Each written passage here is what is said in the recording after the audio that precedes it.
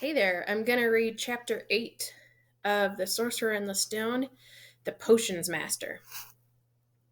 There, look! Where? Next to the tall kid with the red hair. Wearing the glasses? Did you see his face? Did you see his scar? Whispers followed Harry from the moment he left his dormitory the next day. People lining up outside classrooms stood on tiptoe to get a look at him, or doubled back to pass him in the corridors again, staring. Harry wished they wouldn't because he was trying to concentrate finding his way to classes. There were 142 staircases at Hogwarts, wide, sweeping ones, narrow, rickety ones, some that led somewhere different on a Friday, some with a vanishing step halfway up that you had to remember to jump. Then there were doors that wouldn't open unless you asked politely or tickled them in exactly the right place, and doors that weren't really doors at all, but solid walls just pretending. It was also very hard to remember where anything was because it all seemed to move around a lot. The people in the portraits kept going to visit each other, and Harry was sure the coats of armor could walk. The ghosts didn't help either. It was always a nasty shock when one of them glided suddenly through a door you were trying to open. Nearly Headless Nick was always happy to point new Gryffindors in the right direction, but Peeves the Poltergeist was worth two locked doors and a trick staircase if you met him when you were late for class. He would drop waste paper baskets on your head, pull rugs from under your feet, pelt you with bits of chalk, or sneak up behind you.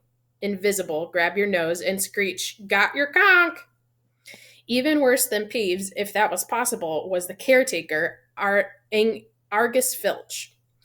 Harry and Ron managed to get on the wrong side of him on their very first morning. Filch found them trying to force their way through a door that unluckily turned out to be the entrance to the out of bounds corridor on the third floor.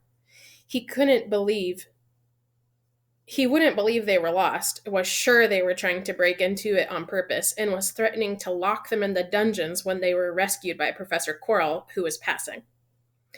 Filch owned a cat named Mrs. Norris, a scrawny, dust colored creature with bulging lamp like eyes just like Filch's. She patrolled the corridors alone. Break a rule in front of her, put just one toe out of line, and she'd whisk off for Filch, who'd appear, wheezing, 2 seconds later. Filch knew the secret passageways of the school better than anyone, except perhaps the Weasley twins, and could pop up suddenly as any of the ghosts. The students all hated him, and it was the dearest ambition of many to give Mrs. Norris a good kick.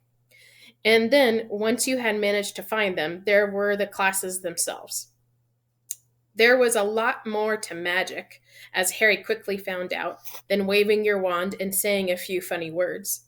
They had to study the night skies through their telescopes every Wednesday at midnight and learn the names of different stars and the movements of the planets. 3 times a week, they went out to the greenhouses behind the castle to study herbology with a dumpy little witch called Professor Sprout, where they learned how to take care of all the strange plants and fungi and found out what they were used for. Easily, the most boring class was History of Magic, which was the only one taught by a ghost. Professor Binns had been very old indeed when he had fallen asleep in front of the staff room fire and got up next morning to teach, leaving his body behind. Binns droned on and on while they scribbled down names and dates and got Emmerich the Evil and Ulrich the Oddball mixed up. Professor Flitwick, the charms teacher, was a tiny little wizard who had to stand on a pile of books to see over his desk. At the start of their first class, he took the roll call, and when he reached Harry's name, he gave an excited squeak and toppled out of sight. Professor McGonagall was again different. Harry had been quite right to think she wasn't a teacher to cross. Strict and clever, she gave them a talking to the moment they sat down in her first class. Transfiguration is some of the most complex and dangerous magic you will learn at Hogwarts, she said. Anyone messing around in my class will leave and not come back. You have been warned. Then she changed her desk into a pig and back again. They were all very impressed and couldn't wait to get started, but soon realized they weren't going to be changing the furniture into animals for a long time. After taking a lot of complicated notes, they were each given a match card and started trying to turn it into a needle. By the end of the lesson, only Hermione Granger had made any difference to her match. Professor McGonagall showed the class how it had gone all silver and pointy and gave Hermione a rare smile. The class everyone had really been looking forward to was Defense Against the Dark Arts, but Quirrell's lessons turned out to be a bit of a joke. His classroom smelled strongly of garlic, which everyone said was to ward off a vampire he'd met in Romania and was afraid would be coming back to get him one of these days. His turban, he told them, was given to him by an African prince as a thank you for getting rid of a troublesome zombie, but they weren't sure they believed this story. For one thing, when Seamus Finnegan asked eagerly to hear how Quirrell had fought off the zombie, Quirrell went pink and started talking about the weather. For another, they had noticed that a funny smell hung around the turban, and the Weasley twins insisted it was stuffed full of garlic as well, so that Quirrell was protected wherever he went. Harry was very relieved to find out that he wasn't miles behind everyone else. Lots of people had come from Muggle families and, like him, hadn't had any idea that there were witches and wizards. There was so much to learn that even people like Ron didn't have much of a head start. Friday was an important day for Harry and Ron. They finally managed to find their way down to the Great Hall for breakfast without getting lost once. "What have we got today?" Harry asked Ron as he poured sugar on his porridge. "Double potions with the Slytherins," said Ron. "Snape's head of Slytherin House. They say he always favors them. We'll be able to see if it's true." "Wish McGonagall favored us," said Harry. Professor McGonagall was head of Gryffindor House, but it hadn't stopped her from giving them a huge pile of homework the day before. Just then, the mail arrived. Harry had gotten used to this by now, but it had given him a bit of a shock on the first morning, when about 100 owls had suddenly streamed into the great hall during breakfast, circling the tables until they saw their owners, dropping letters and packages onto their laps. Hedwig hadn't brought Harry anything so far. She sometimes flew in to nibble his ear and have a bit of toast before going off to sleep in the owlry with the other school owls.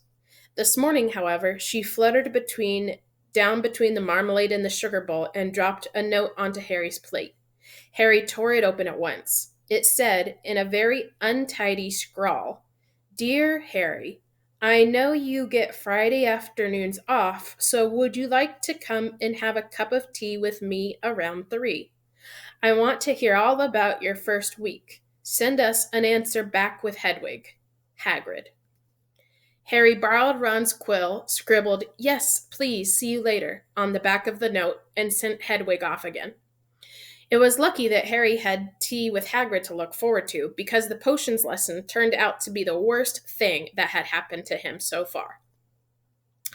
At the start of term banquet, Harry had gotten the idea that Professor Snape disliked him.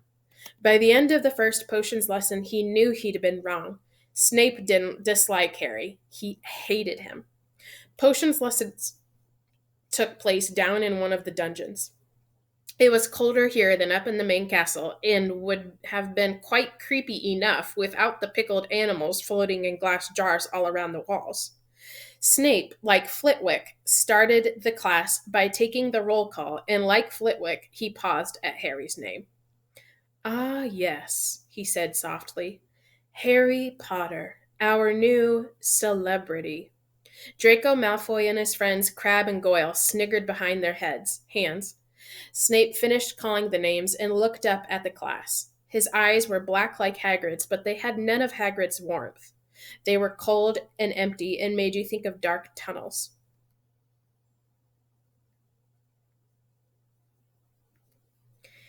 "You are here to learn the subtle science and exact art of potion making," he began. He spoke in barely more than a whisper, but they caught every word. Like Professor McGonagall, Snape had the gift of keeping a class silent without effort.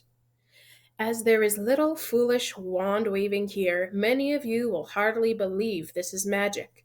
I don't expect you will really understand the beauty of the softly simmering cauldron with its shimmering fumes, the delicate power of liquids that creep through human veins, bewitching the mind, ensnaring the senses. I can teach you how to bottle fame, brew glory, even stomper death, if you aren't as big a bunch of dunderheads as I usually have to teach." More silence followed this little speech. Harry and Ron exchanged looks with raised eyebrows. Hermione Granger was on the edge of her seat and looked desperate to start proving that she wasn't a dunderhead. Potter, said Snape suddenly, what would I get if I added powdered root of asphodel to an infusion of wormwood? Powdered root of what to an infusion of what?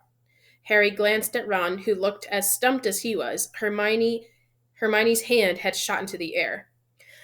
I don't know, sir, said Harry. Snape's lips curled into a sneer. Tut, tut, fame clearly isn't everything. He ignored Hermione's hand. Let's try again. Potter, where would you look if I told you to find me a bezoar? Hermione stretched her hand as high into the air as it would go without her leaving her seat, but Harry didn't have the faintest idea what a bezoar was. He tried not to look at Malfoy, Crabbe, and Goyle, who were shaking with laughter. I don't know, sir. Thought you wouldn't open a book before coming, Potter?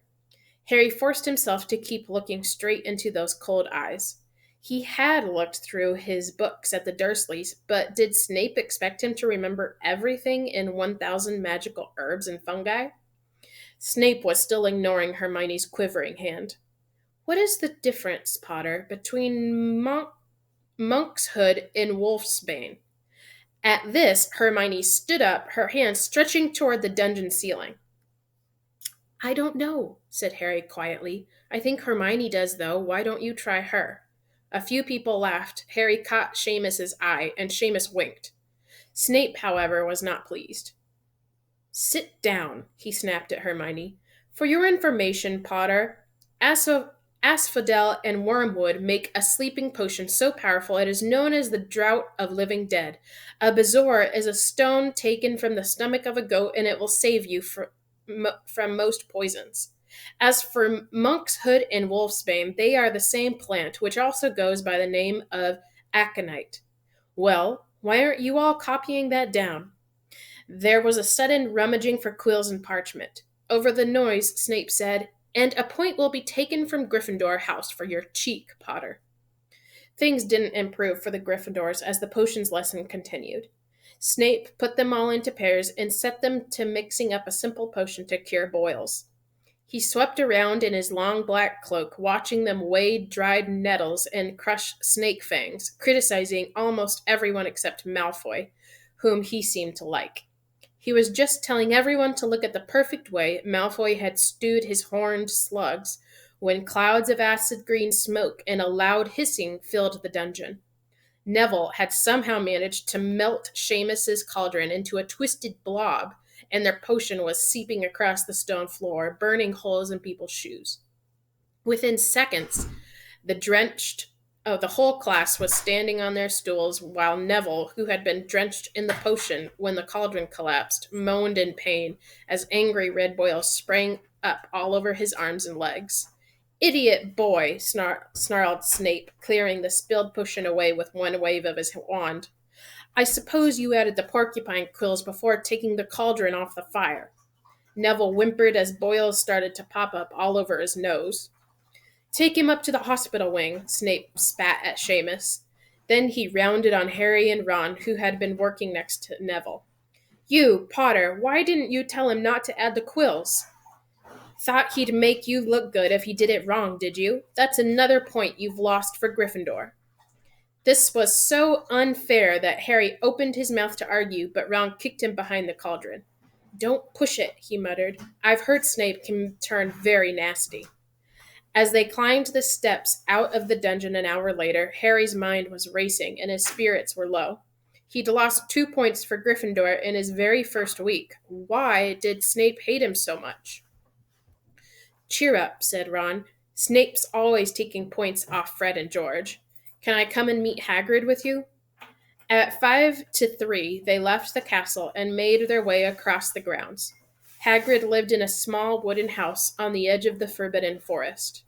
A crossbow and a pair of galoshes were outside the front door. When Harry knocked, they heard a frantic scrambling from inside and several booming barks. Then Hagrid's voice rang out, saying, Back, Fang, back!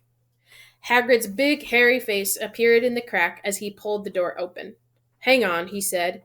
Back, Fang! He let them in, struggling to keep a hold on the collar of an enormous black boarhound. There was only one room inside. Hams and pheasants were hanging from the ceiling, a copper kettle was boiling on the open fire, and in the corner stood a massive bed with a patchwork quilt over it. Make yourselves at home, said Hagrid, letting go of Fang, who bounded straight at Ron and started licking his ears. Like Hagrid, Fang was clearly not as fierce as he looked.